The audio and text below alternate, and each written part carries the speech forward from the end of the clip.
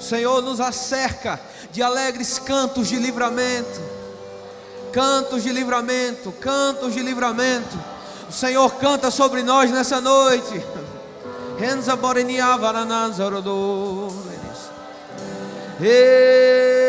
E os temores caem por terra, e os medos se vão, e o futuro se torna claro. Semana varian zaranana ninguém zorolo mamambra la la la zerana quien zaralo levro mambra fala levran zavrana narandiasa gerulo. O Senhor põe confusão no meio dos meus inimigos, enquanto eu reconheço sua presença. Tem inimigos sendo confundidos agora mesmo sobre sua vida, planos que não prosperarão mais, porque nesse lugar o Senhor se torna o teu escudo, e o Senhor sendo o seu escudo, quem será o seu adversário? Oh aleluia, oh aleluia, oh aleluia. Obrigado, Pai, obrigado, obrigado, obrigado. Obrigado, obrigado. Samare devo boro helendere satara monesh. Sendere gende hiso poraneva. Mandara naza, bandra naza, branda naza, branda delevos. Vrindenza baha. Ha ha ha. Ha ha ha. Ha ha ha.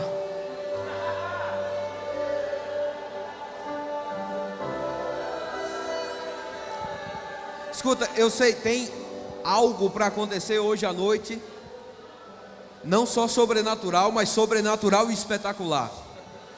Mas eu vou pedir que você sente um pouquinho, que o pessoal acenda as luzes, haja luz hoje à noite. Mas eu quero, meu Deus, tem quantos espaços vagos. Eu sei que às vezes é mais fácil fazer um convite para arrependimento na igreja do que pedir para os irmãos mudarem de lugar, porque os irmãos gostam mais às vezes da cadeira do que de outras coisas. Mas eu queria pedir, se você está aí atrás, gente, tem um monte de cadeira aqui na frente, vamos vir um pouquinho mais para frente. Você faz essa gentileza? Se você está aí atrás,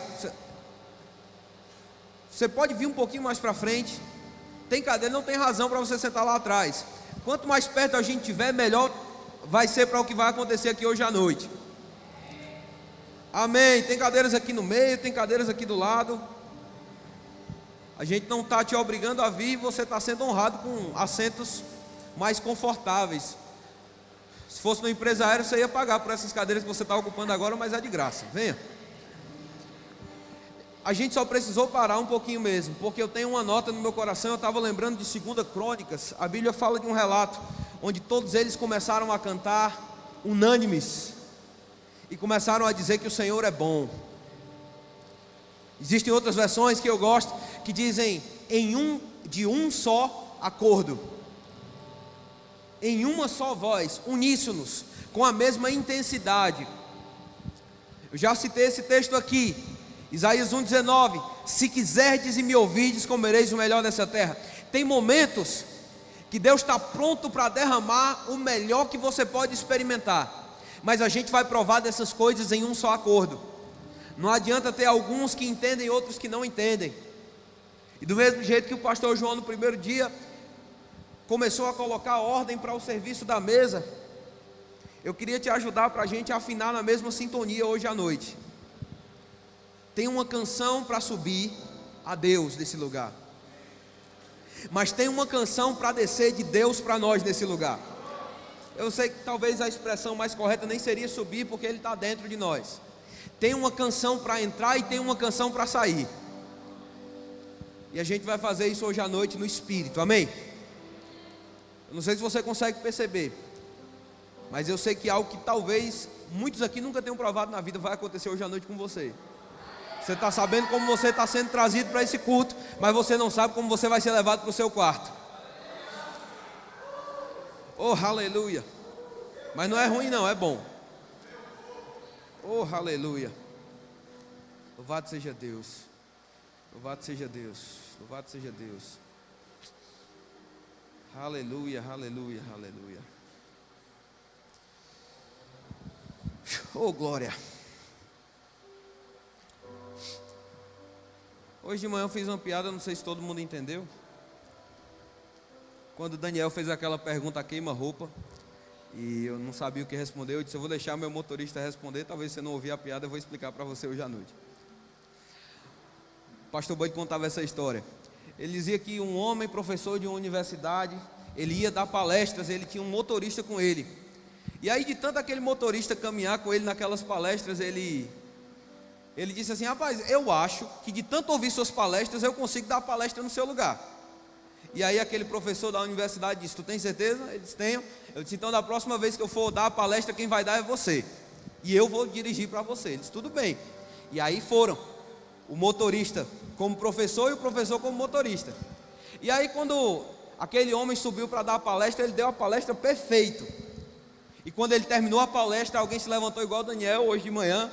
Ele disse assim, eu tenho uma pergunta para fazer sobre isso. Aquele homem era professor de física. E aquele rapaz fez uma pergunta. E o motorista olhou para aquela pergunta, viu que ele não sabia como responder. Olhou para ele e disse, essa pergunta é tão fácil que eu vou deixar meu motorista responder. Aí entregou para ele e o professor voltou a falar e responder. Só para você entender isso. O professor é ele. Mas irmãos, que bênção a gente estar aqui reunidos. Eu creio que Deus ele está trazendo um amadurecimento sobre nós nesse lugar. Talvez você até chegou motorista, mas você vai sair daqui um professor. Amém. Agora a gente precisa atender e atentar para o que Deus está querendo nos ensinar aqui.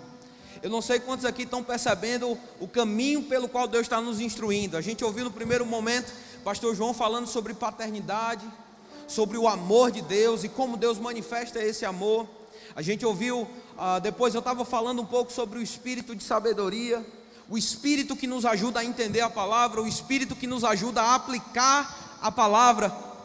Silvia falou um pouco ontem à noite sobre integridade, sobre construção, sobre a cobra aqui em cima, crescimento hoje de manhã, o que Deus deseja fazer conosco. Mas hoje à noite eu queria falar de uma forma até relativamente breve, na medida do possível, a respeito do propósito de Deus para a sua vida. Às vezes a gente não vai conseguir fazer as melhores escolhas se nós não tivermos consciência de quem nós somos. Amém? Se nós não tivermos consciência de que Deus desenhou um plano a respeito das nossas vidas, de que Ele nos colocou estrategicamente no lugar que nós estamos. E eu vou falar para os jovens do Verbo da Vida, se você é um jovem do Verbo da Vida, você tem que ter consciência de onde Deus te plantou. Não adianta você ser do Verbo da Vida e seguir a visão que Deus determinou sobre esse lugar, pensando de uma forma diferente, ensinando de uma forma diferente ou falando de uma forma diferente. Se você é um jovem, eu não estou falando aqui, irmãos, de forma separatista, não. Eu só estou aqui te lembrando, Deus te convidou para participar de um legado e de um bastão que precisa ser carregado para essa geração de jovens que nós vemos aí fora. Eu vi uma vez o irmão T.L. Osborne falando uma coisa interessante. Ele disse: os moveres do Espírito que pararam no meio do caminho, que foram interrompidos porque as pessoas não conseguiram permanecer enfatizando aquilo que Deus as chamou para fazer. São pessoas que começaram bem, mas que não puderam mais enfatizar aquilo que era primordial e começaram a perder muita coisa. Nós temos uma visão, nós temos uma palavra e nós vamos seguir pregando essa palavra, independente de quem siga ou não. Nós vamos continuar falando a palavra da fé, amém, irmãos? Agora, para que eu faça o que eu devo fazer, eu tenho que entender de fato o que Deus ordenou ao meu respeito, o que Ele espera de mim, como Deus me enxerga. E para isso eu poderia ler vários textos para você. Eu queria começar com, abra lá no Salmo 139, versículo 16. Salmo 139, versículo 16.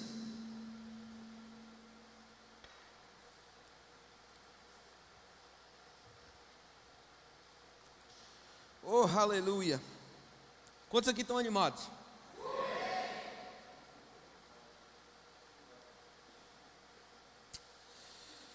Eu falei no primeiro culto, irmãos, que nós fomos desarraigados do mundo e que nós fomos arraigados em Deus. Deus nos colocou nele. Agora, uma vez que nós estamos em Deus, é nossa responsabilidade que as nossas raízes cresçam. Sabe que as árvores que têm a capacidade de permanecer verdinhas no meio da seca são aquelas que desenvolveram raízes mais profundas? Salmo 37 diz algo que eu gosto muito. Ele diz: agrada-te do Senhor e Ele satisfará os desejos do teu coração. Agrada-te do Senhor e Ele satisfará os desejos do teu coração. Agrada-te do Senhor e Ele satisfará os desejos do teu coração. E por muito tempo eu pensava nesse texto, e que o texto dizia: se eu agradar o Senhor, Ele vai satisfazer os desejos do meu coração. Mas o que o texto diz é: agrada-te dEle. Tem uma diferença eu agradar a alguém e eu me agradar de alguém. Amém? Tem uma diferença de eu agradar o pastor Rodrigo Churato, agradá-lo. Existe uma diferença de eu me agradar dele. E Deus disse: olha, quando você começa a se agradar dele, Ele tem prazer de satisfazer os desejos do seu coração. Quanto mais profunda a sua raiz estiver em Deus, mais você vai provar de um suprimento sobrenatural, mais você vai provar de um favor inexplicável que não veio do seu bolso, da sua capacidade, da sua habilidade ou da sua inteligência. Mais eu me agradar dele, quanto mais eu me agradar dele, mais Ele vai satisfazendo coisas que talvez eu nem lembrava, que talvez eu nem esperava, mas que Ele tem prazer de fazer. E uma das coisas que eu preciso entender, irmãos, para me agradar dele, é entender o que Ele espera de mim. Salmo 139, versículo 16, ele diz: os teus olhos me viram a substância ainda informe, e no teu livro foram escritos todos os meus dias, cada um deles escrito e determinado, quando nenhum deles ainda havia. Que maravilhoso, irmãos, imaginar que o Deus soberano, Criador dos céus e da terra, Ele já imaginou um destino para mim. Amém? Quando a Bíblia diz que esse destino foi escrito e foi determinado, significa que Deus escreveu coisas ao seu respeito, e Deus aprovou as coisas que Ele mesmo disse. Agora, ainda assim, tendo um livro todo escrito ao seu respeito, antes mesmo do seu nascimento, existe a necessidade de que você valorize a sabedoria de Deus, e de que você decida dizer sim para o plano que Ele tem para você. Eu estou trazendo essa ministração hoje à noite, porque eu sei que a gente precisa colocar todo mundo no mesmo canto, amém? Numa mesma voz hoje à noite, para que a gente possa provar de tudo que vai acontecer ainda até o final desse acampamento. Eu preciso que você, crente, ou você que talvez diga: não, eu não sigo nada, eu não creio em nada, eu quero que você entenda uma coisa: Deus tem um projeto de vida para você. Deus tem um projeto e um trajeto de sucesso para você. Um dos textos que eu mais gosto é 2 Coríntios, capítulo 2, versículo 14. Graças a Deus, que sempre nos conduz em triunfo em Cristo Jesus, e por meio de nós manifesta e torna evidente em todo lugar a fragrância do seu perfume. Sabe o que esse texto está dizendo? Deus já criou para você um caminho de triunfo. Onde está esse caminho? Em Cristo. Por meio de Cristo. Tem uma expressão que a Bíblia usa sobre Deus e sobre Jesus, que eu acho que traduz da melhor forma possível a nossa forma de vida. Ele disse: porque dele, por meio dele e para ele são todas as coisas.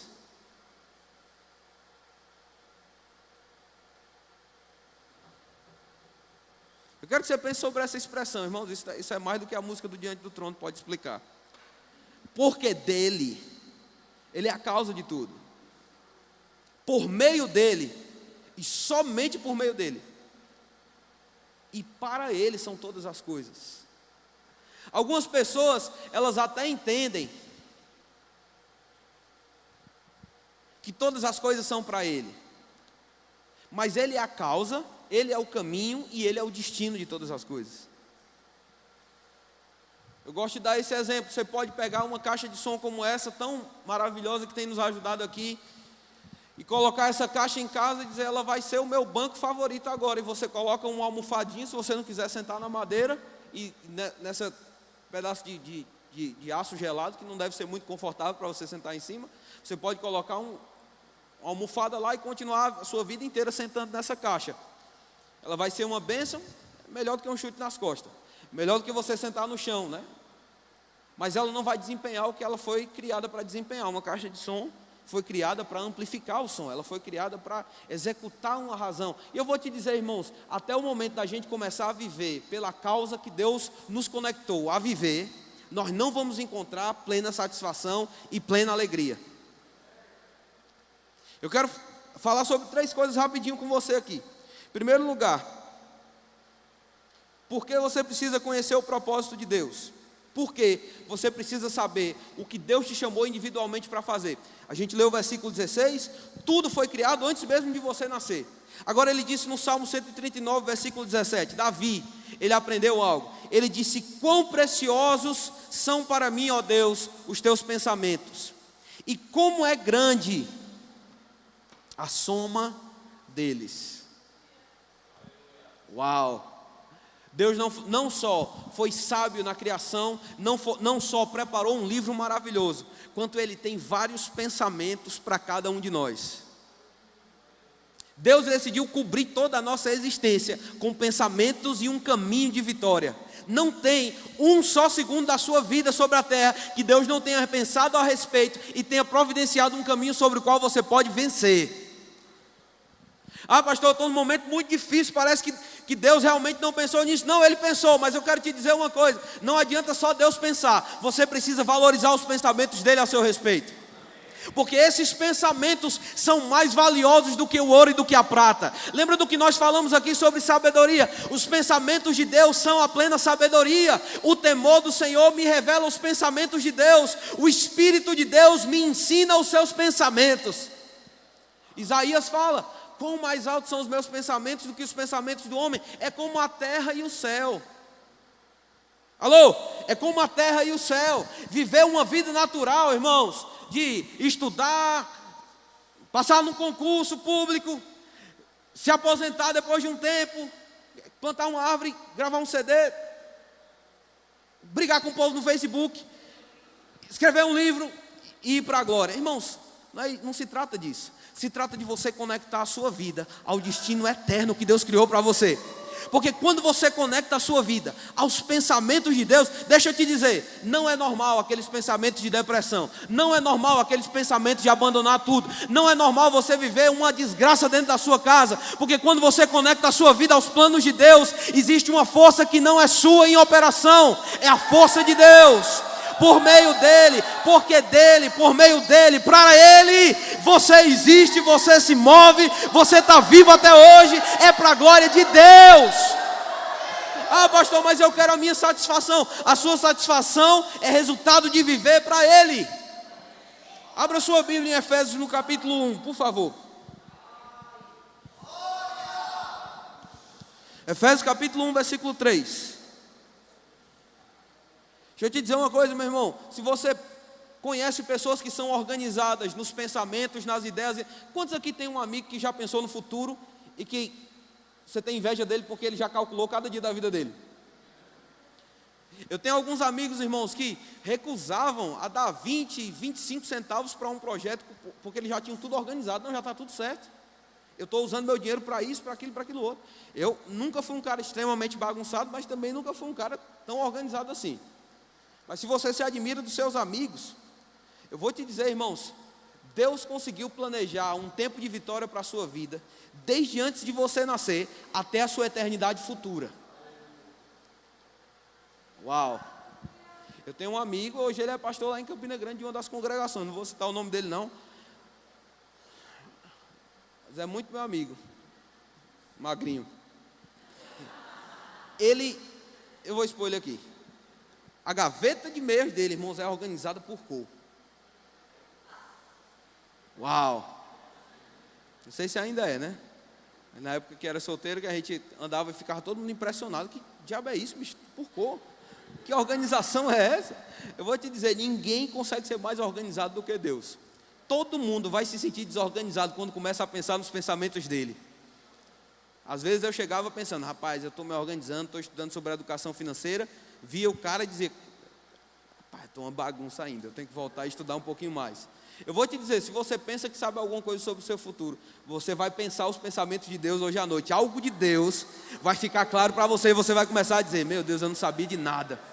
Ô inocente, Deus já planejou uma vida de graça na sua presença e você vai viver o que Deus tem para você.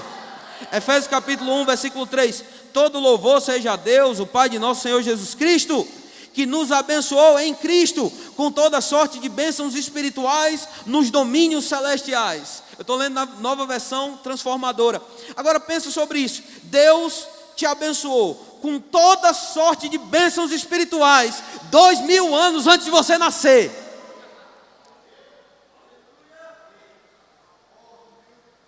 É bom ver aqueles filmes americanos e você vê o pai juntando dinheiro e dizendo: não, isso aqui é para pagar a faculdade do meu filho. E eu ficava pensando: se papai pegasse a revelação. Nunca pegou a revelação disso não. Mas deixa eu lhe dizer, você tem um Pai Celestial que já providenciou todas as coisas antes de você nascer, colocou tudo em Cristo, colocou tudo no cofre, colocou você no cofre, colocou o seu futuro no cofre, colocou a sua eternidade no cofre. Você tem acesso aos pensamentos, a glória, o poder, a graça. Está tudo feito, tudo preparado, desde a fundação do mundo. Ele colocou em Cristo. Versículo 4. Ele fez tudo por você antes mesmo de criar o mundo. Deus nos amou, nos escolheu em Cristo para sermos santos e sem culpa diante de Deus. Eu gosto da versão que diz: Ele me elegeu. Oh, glória a Deus. Quantos aqui, irmãos, se fosse pelo seu merecimento ou pelas suas obras, você não tinha nem 8 segundos na propaganda eleitoral, mas Ele lhe escolheu mesmo assim. Tá, vamos voltar para a Bíblia, rápido. 4. Mesmo antes de criar o mundo, Deus nos amou, nos escolheu em Cristo para sermos santos e sem culpa diante dEle. Ele nos predestinou para si. Algumas pessoas pensam: pastor, tem os predestinados? Tem, todos fomos predestinados. Eu gosto de um texto, eu até citei ele também, acho que foi no último culto, ou foi em algum outro lugar que você não estava, mas eu sei que eu citei esses dias.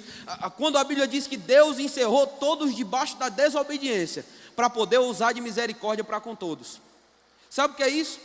Estávamos todos igualmente, irmãos, condenados, para que Deus pudesse usar de misericórdia com todos ao mesmo tempo. Porque não se trata do que a gente pode fazer, se trata do que Ele nos escolheu para ser. Ele nos predestinou para si, para nos adotar como filhos, por meio de Jesus Cristo, conforme o bom propósito da sua vontade.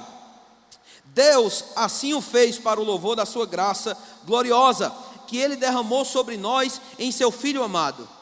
Ele é tão rico em graça, que comprou nossa liberdade com o sangue de seu Filho, e perdoou os nossos pecados. Generosamente derramou sua graça sobre nós, e com ela toda sabedoria e todo entendimento. Oh, aleluia, maravilhosa graça de Deus. Repete comigo: maravilhosa graça. Vou já falar um pouquinho sobre a graça, mas esse texto aqui está dizendo que Ele é tão rico, que Ele derramou essa graça sobre nós, em toda sabedoria e em todo entendimento. Agora, Deus nos revelou sua vontade secreta a respeito de Cristo, isto é, o cumprimento do seu bom propósito, aquele livro que está escrito ao seu respeito. O plano é que no tempo devido, Ele reunirá sobre a autoridade de Cristo tudo que existe nos céus e na terra. Além disso, em Cristo, Ele nos tornou herdeiros de Deus, pois Ele nos predestinou conforme o seu plano, para que tudo ocorra de acordo com a sua vontade. O propósito de Deus era que nós, os primeiros a confiar em Cristo, louvássemos a Deus e lhe dessemos glória. Agora vocês também ouviram a verdade e as boas novas da salvação. E quando creram em Cristo, Ele colocou sobre vocês o selo do Espírito Santo que havia prometido. Vou parar aí. Vamos pensar só sobre esse texto de uma forma bem rápida. O que aconteceu? Deus predestinou você para estar ligado a Ele. Você já deve ter ouvido isso. O peixe vive bem na água porque é o ambiente que ele foi criado para viver. Os animais terrestres vivem bem na terra porque é onde eles foram criados para viver. Você só pode viver bem conectado a Deus, porque foi onde você foi criado para viver. Não é que Deus ele está controlando o seu destino, te obrigando a escolher o que Ele quer para você. É tanto que muitos de nós entramos em coisas que nós nunca deveríamos ter entrado. Se Deus estivesse te obrigando a servi-lo, você nunca teria feito coisas erradas que provavelmente você já fez. Você está comigo, irmãos? Nós já fizemos, eu mesmo já fiz escolhas erradas na minha vida, fiz escolhas erradas na minha adolescência, andei com pessoas que não deveria ter andado. Mas eu vou te dizer uma coisa boa sobre servir alguém que tem todo o conhecimento: ele não desiste de você. Por quê? Deus é... Como Deus não, pastor, é porque Deus não é tão inteligente assim. Como é que Ele está acreditando em mim ainda? Não é isso, se trata dele ter o conhecimento que você não tem.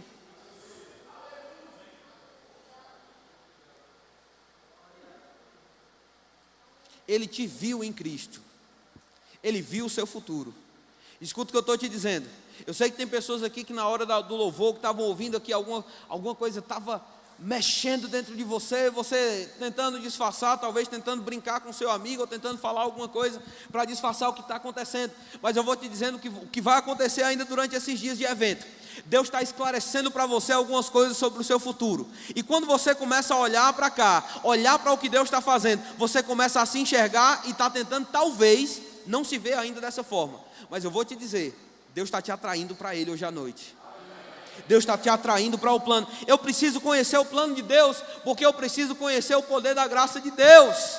Eu gosto de algo que Paulo disse em Gálatas, você não precisa abrir, Gálatas no capítulo 1, no versículo 15, ele diz: quanto ao que me separou antes de nascer, me chamou pela sua graça. Presta atenção numa coisa, eu vejo algumas vezes pessoas dizendo assim: pastor, mas é porque é muito difícil, é porque é muito complicado, é porque os problemas se levantam contra mim. E eu fico vendo que pessoas que muitas vezes desistem por causa desse tipo de problema, são pessoas que não conheceram ainda o gosto da graça de Deus. Porque Paulo, quando fala sobre a graça, ele diz assim: olha, Deus me escolheu, tinha apóstolos que vieram antes de mim, tinham pessoas que conviveram com Jesus. Paulo não conviveu pessoalmente com Jesus. Paulo foi um perseguidor da igreja. Imagina uma pessoa hoje na mídia brasileira que combate a igreja, que fala mal da igreja, que fala um monte de abobrinhas a respeito do que nós cremos, de que não funciona e blá blá blá. E você pode imaginar quem seja pessoas dessa forma. Eu vou te dizer, imagina o que acontece se uma pessoa dessa se converte a Jesus e começa a dizer assim: rapaz, eu realmente falava do que eu não sabia, tem algo em Deus que eu não conheço. Pessoas que se levantam contra o evangelho, muitas vezes são pessoas que, como Paulo, estão lutando contra os agrilhões, pessoas que estão indo contra alguma coisa que ela nem sabe explicar o que é, um arranhado por dentro. Paulo era um homem desses, irmãos. Paulo não era uma pessoa boazinha ele era bonzinho, ele foi criado segundo a lei, mas ele estava matando cristãos, ele tinha tudo contra o evangelho fundamentalista. Mas eu vou te dizer o que aconteceu. Um dia Paulo se encontrou com aquele que é a própria graça de Deus, e quando isso aconteceu, ele reconheceu que ele não sabia de tudo. E aí ele começa a dizer agora no capítulo 15 de 1 Coríntios, no versículo 10: eu nem era apóstolo, eu nem merecia, eu não era um desses que merecia a fazer tanto, mas eu vou te dizer, pela graça de Deus é quem eu sou hoje. Se Paulo pudesse cantar a música de Kleber Lucas, ele tinha dito: quem me vê assim cantando não sabe o que eu sofri. Você pode me ver aqui, irmãos, um gordinho tão bonitinho, mas você não sabe o que eu passei na minha adolescência. Eu tive dias, irmão, servindo o diabo mesmo. O diabo queria me levar para o caminho das drogas. Eu comecei a entrar em situações. Tinha a ilusão de ser músico, pintei até o cabelo. Infelizmente tem fotos que comprovam isso. Eu lembro, irmãos, uma vez eu cheguei tão mal em casa, eu não sei se eu já contei isso, mas vou contar de novo. Quem está pregando sou eu e está tudo bem. Eu saí com os amigos, irmãos, e meu pai e minha mãe iam para o Rema. Eu já tinha conhecido a palavra, mas estava desviado. E aí eu saía com os amigos depois da aula, e a gente ia beber, ia usar droga, ia fazer tudo que conseguisse fazer até 11 horas da noite. Porque 11 horas da noite eu tinha que tomar meu banho, chegar em casa, estar deitado na cama para ninguém perceber que eu tinha feito as besteiras que fiz. Eu vou te dizer o que aconteceu, irmãos. O mesmo Satanás que me embebedou foi o Satanás que me enganou com o horário. Irmão, quem tem o diabo como amigo, não tem amigo não, viu? E aí o que aconteceu, irmãos? Eu cheguei na hora errada, com os olhos trocados, quase não consegui chegar em casa, fui carregado por alguns amigos. E aí perguntaram o que tinha acontecido comigo. Meu pai me pegou, irmãos, e me deu uma surra da qual até hoje eu não me lembro. Ele só disse: Você está rindo que não foi com você. Ele disse que enquanto ele me batia, eu dizia, bata mais enquanto eu não estou sentindo nada. Ele ficou triste na época. Guto era o pastor da igreja lá em Fortaleza. E eu lembro, irmãos, que por mais que eu estivesse no mundo, eu tinha um medo de pelar de Guto, de Silvia. Você não sabe por que eu tinha medo de Silvia. De Guto, de Silvia. E tinha algumas pessoas assim que você tem aquele respeito que você chega a ter medo, né? Nem vou nomear o pastor João, porque o pastor João está aqui. Mas eu pensava assim, não, essas pessoas, rapaz, pelo amor de Deus. E aí quando eu cheguei em casa no outro dia, meu pai disse, falei com o Guto, ele vai vir aqui. Pelo amor de Deus, velho. Chame a Polícia Federal, mas não chame o Guto, não. Guto era o pastor e eu sabia, ele era a segunda pessoa já do pastor Bud, desde naquela época. E aí Guto chegou lá em casa e disse, vamos tomar irmãos, nunca esqueci desse caldo de cana. Vamos tomar um caldo de cana lá no centro da cidade, vamos conversar, vamos. E aí ele começou a conversar comigo e disse, o que está acontecendo? Eu disse, não, é que eu toco numa banda e tal, e eu quero estudar música, meu interesse é só musical. Tal. Ele disse, é só musical? Tal. E o que chegar drogado, bêbado em casa tem a ver com a música? Eu disse, não, é porque os caras tocam muito, e realmente o pessoal que eu estava andando eram pessoas que tocavam bem mais do que eu queria tocar como eles, andava no meio deles, me acompanhava com eles e pensava que aquilo ia trazer algum tipo de benefício para mim. Eu vou te dizer, o benefício que trouxe foi eu passar quase um mês lutando para conseguir voltar a ter coordenação na mão esquerda, de tanta bebida e droga que a gente tinha, porque eu ficava me tremendo. Aprender música não aprendi nada. Mas aí Guto disse para mim, rapaz, ele olhou para mim, irmãos, ele olhou no fundo dos meus olhos e disse, se eu fosse teu pai, cara, eu ia tirar meu cinto agora e ia te dar uma pisa. Porque você leu mais livros do irmão Reagan do que o seu pai. E você está deixando o diabo te amarrar agora, nesse estilo de vida que você sabe que não vai te dar futuro. Irmãos, eu não me lembro de mais nada da conversa. Eu só me lembro do desejo dele de me dar uma cinturãozada. E eu parei e pensei, eu nunca me senti tão amado na minha vida, como recebendo aquela ameaça de pisa. Ele não tem nada a ver com a minha vida, mas por que ele está se importando ao ponto de dizer que queria me dar uma pisa? E eu fiquei pensando sobre aquilo, pensei sobre aquilo. Eu disse, cara, tem pessoas que me amam de verdade. Meus amigos safados, tudo correram na hora que eu estava largado no chão. Foram outras pessoas que nem eram minhas amigas que me ajudaram a chegar em casa. E aí eu comecei a fazer a contagem certinha na minha cabeça. Esses caras não são meus amigos, não. Deus está levantando amigos de verdade, gente que fala o que eu preciso ouvir. Saber de uma coisa, eu vou para a igreja. E eu comecei a ir para a igreja. Fui aos poucos parando de beber, demorei um pouco mais para parar de fumar, mas eu lembro de um acampamento que a gente teve em Arco Verde, em 2002, 2001, com Gilson, marido de Silvia. Sei que muitos aqui não conheceram, mas aquele homem era um profeta de Deus, cumpriu um propósito tremendo. Deus falou com ele que ele ia tocar uma geração. Eu posso dizer que ele tocou uma geração, tocou minha vida. Mas a gente estava num acampamento e esse homem começou a pregar, irmãos. Ele tinha os olhos verdes, mas na hora que ele começava a pregar, os olhos dele ficavam vermelhos também. E ficava piscando. Eu não sei como era isso não, mas era exatamente do jeito que eu estou te dizendo. E eu lembro que ele estava falando aqui, ele disse, o Senhor me mostrou uma pessoa que é filho de um ministro. Você veio de 700 quilômetros para cá. E eu comecei a gelar, irmãos. Eu disse, que diabo é isso? Eu não conhecia ele. Aquele homem começou a dizer, você veio de 700 quilômetros para cá. Está tudo bem, teve mais gente, a gente foi num ônibus. Na época a líder de jovens era Fabíola, acho que alguns não conheceram. Mas é uma moça do Ceará, do cabelo loiro, os olhos bem expressivos. Posso nem falar dela, ela não está aqui, né? Mas deixa eu falar.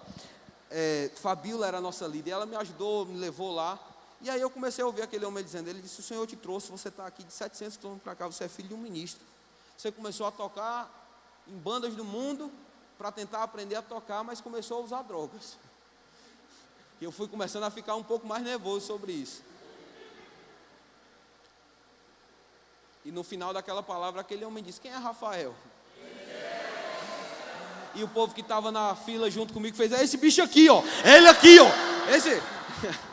E eu lembro que eu fui lá na frente e ele orou comigo. E, irmãos, eu vou te dizer, ele disse, se fizer exame em você, não vai achar vestígio do poder do diabo no seu sangue. Não vai achar vestígio de droga, não vai achar vestígio de nada, porque hoje à noite, Deus que santifica, te santifica nesse lugar. Não sei se você acredita em milagres, mas eu vou te dizer o que aconteceu comigo naquela noite foi um milagre. Não era Deus me forçando a alguma coisa. Eu estava tentando fugir daquilo que eu sabia para quem eu estava sendo atraído. Mas a mão poderosa de Deus me resgatou de volta para Ele. E eu vou te dizer o que Deus vai fazer com pessoas aqui hoje à noite. Deus está te atraindo para o propósito. Ele está te atraindo para Ele mesmo. Porque por meio dEle, para Ele, são todas as coisas. Agora, deixa eu te dizer. Tem uma graça que a gente só prova quando a gente diz sim para o que Deus está nos chamando. Vou repetir. Tem pessoas que passam a vida inteira delas de crente. E elas nunca provam da graça. Porque elas nunca estão onde elas deveriam estar. Até ministros. Você vai falar com algumas pessoas e é tão pesada a vida delas, irmãos, que dá uma tristeza, dá vontade de dar uma oferta. É tanta desgraça, é tanta desgraça. Irmãos, a vida com Deus, a vida no ministério não é tanta desgraça assim não, irmãos. Eu vou te dizer, não é desgraça nenhuma, pelo contrário, é a graça de Deus. Não tem vida melhor de viver do que viver no propósito de Deus para a nossa vida. Eu não estou falando só sobre os 5 dons do ministério, eu estou falando sobre fazer o que Deus te chamou para fazer agora. Deixa eu te dizer uma coisa para você que é um jovem do verbo da vida. Se Deus está te dando a oportunidade de trabalhar nos introdutores, entra nos introdutores, você vai conhecer uma graça que talvez você não tenha conhecido até hoje. Uma alegria que começa a brotar no seu coração, só porque você está no lugar certo, na hora certa, debaixo da influência certa.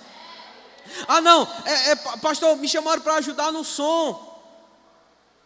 Irmãos, eu vou te dizer, o som não tem o que te oferecer, mas está no lugar que Deus te chamou para estar, irmãos.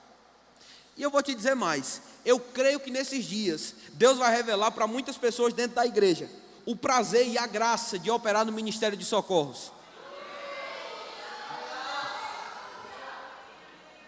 Ô irmãos, a vida cristã fica vibrante quando a gente começa a ajudar alguém a cumprir o que Deus chamou essa pessoa para fazer.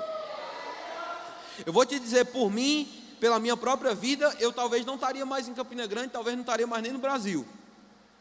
Mas eu vou te dizer, eu provei de uma graça, irmãos, e de uma alegria em estar ajudando outros ministros a cumprir o que Deus chamou essas pessoas para fazer. Que eu só saio desse lugar quando Deus disser, saia, e pelas bocas certas. Você entende o que eu estou te dizendo? Vamos voltar para a Bíblia. Efésios capítulo 3, versículo 7, Paulo disse assim, olha, eu fui constituído ministro, conforme o dom, o presente da graça de Deus. Efésios 4, 7, Paulo disse, a graça é concedida a cada um de nós segundo a proporção do dom. Aí chegou um momento que Paulo estava se sentindo cansado, Paulo estava se sentindo cheio de problemas e que parecia que nada ia ajudá-lo. Mas aí a Bíblia diz que a palavra de Deus para ele foi, Paulo, a minha graça te basta. Porque quando você entende a graça, mesmo que você se sinta fraco, é aí que uma fortaleza se levanta dentro de você. Porque não se trata do que você sente. Estava falando hoje de manhã, Silvia falou sobre isso, e eu quero enfatizar isso para você. A vida cristã, ela não é feita de sensações. Pelo contrário, eu posso te dizer que a vida cristã vai te fazer remar contra a maré das sensações, mas vai te levar para um lugar onde você vai agradar a Deus e você vai provar de um poder que te fortalece no meio da tribulação. Um poder que te deixa seguro, mesmo que tudo ao seu redor pareça que esteja desmoronando. Eu gosto de um texto lá do Salmo 32, no versículo 6, se não me engano, que ele diz, olha, quando as grandes águas do mar transbordarem e se levantarem contra mim, a Bíblia amplificada diz, elas não vão conseguir tocar o meu espírito. Você é um espírito, e quando você está cumprindo a vontade de Deus, e você está debaixo da graça, pode ser que ao seu redor pareça que tudo está transbordando, mas essas águas não podem te tocar, porque você é o seu espírito, e o seu espírito é inatacável, imbatível. Quando Deus criou o homem, espírito, alma e corpo. Deus criou um boneco com as mãos, soprou o seu espírito, a gente já falou sobre isso, ruach, o sopro de Deus. e essencialmente o homem é esse espírito. Quando Deus soprou, o homem passou a ser alma vivente. 1 Tessalonicenses 5:23 diz que o homem é um espírito, tem uma alma e habita num corpo. A ordem é espírito, alma e corpo. Quando o homem pecou, lá no jardim do Éden, o homem pecou e o homem morreu. A Bíblia diz que ele morreu espiritualmente. O que aconteceu? O Deus que tinha criado o homem, espírito, alma e corpo, viu o homem se transformando em um ser, alma, corpo e espírito morto. O espírito que tinha a primazia foi destruído, e agora o homem era um ser simplesmente da alma e do corpo. Ele não conseguia se ligar com as coisas do Espírito de Deus. Mas quando a gente é ligado a Deus, quando a gente nasce de novo, quando a gente entrega a nossa vida a Jesus, eu não estou falando sobre religião, eu estou falando sobre dizer sim para o propósito de Deus para a nossa vida, ok? Quando a gente faz isso, sabe o que acontece? Aquele homem que era espírito, alma e corpo, que depois do pecado virou alma, corpo e espírito, volta a ser espírito, alma e corpo. E a Bíblia diz em 1 Coríntios 6:17, que aquele que se une ao Senhor se torna um só espírito com Ele. O que isso quer dizer? Quer dizer que agora, lembra do que eu falei no primeiro dia, que espírito é pneuma. Deus, o pneuma pai, criou você, o pneuma filho. Agora em 1 Coríntios 6:17, diz que ele veio a habitar no seu espírito e se torna um só pneuma com você. Dentro de mim, o meu espírito passa a ser um com o espírito de... Quando eu digo, sim, eu recebo Jesus, eu desejo viver o propósito. Eu decido viver os dias que estão predeterminados para mim naquele livro da sabedoria de Deus. Aí sabe o que acontece? Você passa agora a não ser conduzido pela sua carne, mas você passa a viver uma nova realidade, sobre a qual eu espero falar, se Deus permitir, amanhã de manhã. A gente vai falar um pouquinho talvez sobre vida no Espírito. Mas o que eu quero te dizer hoje à noite é: Deus é mais sábio, Deus é mais inteligente, Deus é mais capacitado, Deus tem mais recursos. E tudo isso está disponível para você, se você assinar o contrato e disser, eu aceito. Cansei de viver. Eu não sei quantos aqui pensam assim. E já entenderam isso. Não, já basta de tentar viver na minha própria força. Eu preciso seguir o plano. Eu preciso parar de tentar nadar contra a maré. Eu preciso me entregar ao que Deus me chamou para fazer. Eu vou te dizer, a vida vai ficar mais fácil. Você está aqui? Não sei, eu pensei em tanta coisa aqui. Deixa eu ver se tem alguma coisa boa. Não tem mais nada para hoje não. Isso aqui é para outra pregação em outro momento. Talvez você está aqui hoje à noite e você está querendo assim, pastor, estou entendendo, tem um convite para alguma coisa. É exatamente isso que a gente está fazendo. Não é um convite para você entrar na igreja não. Mas tem algumas pessoas aqui hoje à noite que precisam dizer, eu cansei de tentar viver a vida do meu jeito. Eu quero provar desse poder interior que começa por dentro. E que te faz dizer não para as coisas que você já sabe que tinha que dizer não. Não na sua força, mas na habilidade sobrenatural de Deus. Eu quero orar com você antes da segunda parte. Eu estou terminando a primeira parte. Vai ter uma segunda parte ainda. E a gente vai entrar profundamente nesse rio hoje. Tem coisas que você vai ver que você não viu ainda. Eu gosto de algo que os discípulos começaram a se assustar com Jesus. E ele disse, vocês não começaram a ver nada ainda. Imagina quando vocês verem os céus abertos e os anjos de Deus subindo e descendo.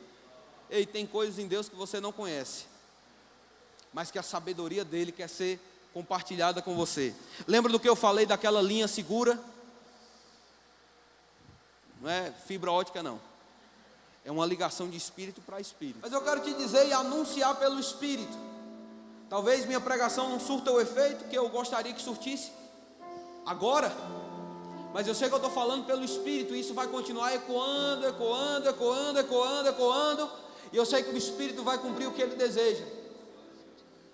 Mas eu quero ler para você uma passagem de Apocalipse, capítulo 12, no meio da tribulação, você não precisa abrir não, mas você que conhece a unção, continue ligado. Oh, aleluia. Apocalipse 12, no meio da tribulação, Satanás solto, tentando destruir todo mundo, tentando acabar com Israel. Israel é o centro da salvação de Deus nesse momento da tribulação. Mas a Bíblia diz que no meio disso, ouvi grande voz do céu, proclamando: agora a salvação, o poder e o reino vieram a ser do nosso Deus e a autoridade do seu Cristo. Sabe o que isso significa, irmãos? Que agora, talvez, existam reinos que não pertençam a Ele, mas tudo vai voltar para Ele. Existe um Deus desse século, mas que é temporário. Agora eu quero que você preste atenção em algo. Ele disse: agora veio a salvação, o poder, o reino e a autoridade do seu Cristo, pois foi expulso o acusador dos nossos irmãos, o mesmo que os acusa de dia e de noite diante do nosso Deus. Sabe de uma coisa, irmãos? Um dia o diabo vai ser envergonhado visivelmente, como ele foi envergonhado espiritualmente no dia que Cristo triunfou dele na cruz do Calvário. A Bíblia diz em Isaías que um dia as nações vão olhar e vão dizer: era esse o que acusava toda a terra, era esse que parava alguns cristãos, não você, era esse que conseguiu parar pessoas. Ele é insignificante, ele é fraco diante da força do nosso Deus.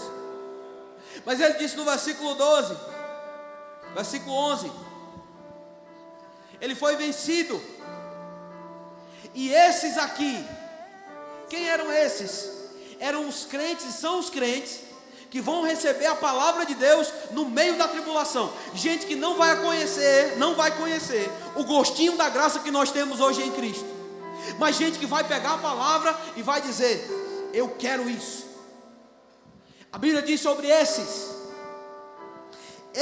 pois o venceram por causa do sangue do Cordeiro, por causa da palavra do testemunho, e porque mesmo diante da morte não amaram a própria vida.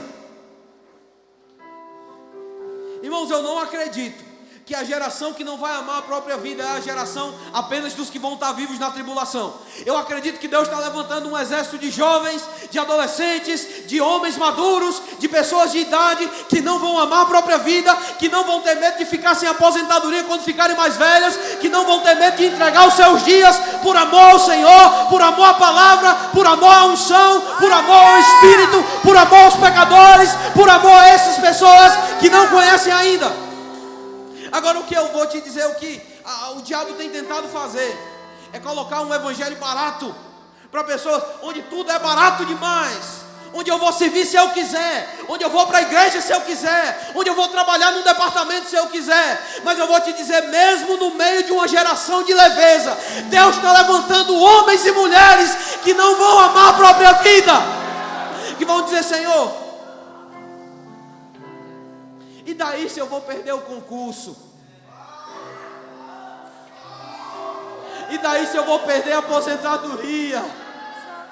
Eu nem quero essa porcaria. Eu quero subir com o Senhor pela eternidade.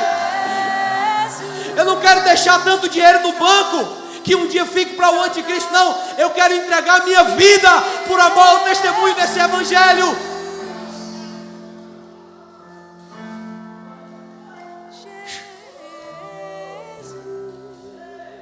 Essa geração que vai provar da unção dos últimos dias.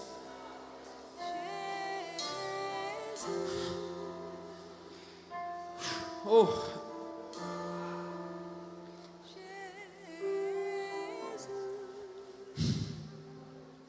Não, os melhores crentes não vão ficar para a tribulação, não. Os melhores crentes são os da colheita, que começa no período da igreja. E eu declaro sobre você esse gosto da graça tão forte, que todas as outras coisas vão ficar amargas na sua boca.